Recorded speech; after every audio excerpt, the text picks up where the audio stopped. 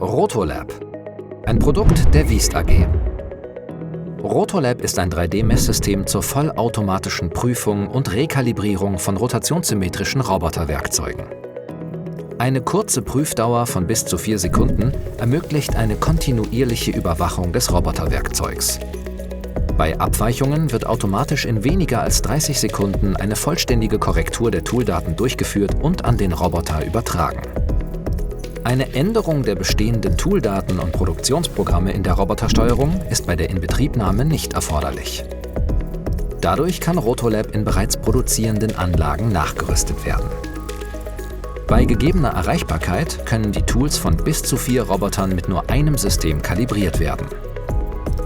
Rotolab ist kompatibel mit einer Vielzahl von Robotermodellen.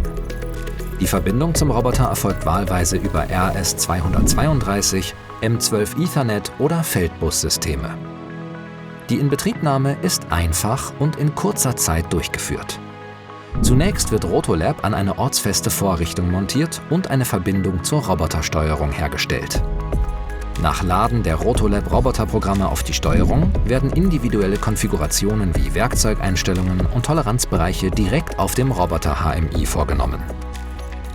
Für die erstmalige Nutzung müssen nur 2 vorgegebene Positionen geteacht werden. Abschließend wird ein initialer Messvorgang vorgenommen. Rotolab ist jetzt einsatzbereit. Rotolab ist umfangreich konfigurierbar und ist reibungslos integrierbar in Ihren Fertigungsprozess. Mit Rotolab haben Sie die Gewissheit, dass Ihr Werkzeug immer korrekt ist. Dies sichert eine hohe Prozessqualität in Verbindung mit kurzen Stillstandszeiten und geringem Wartungsaufwand. Mehr Informationen finden Sie unter www.wiest-ag.de.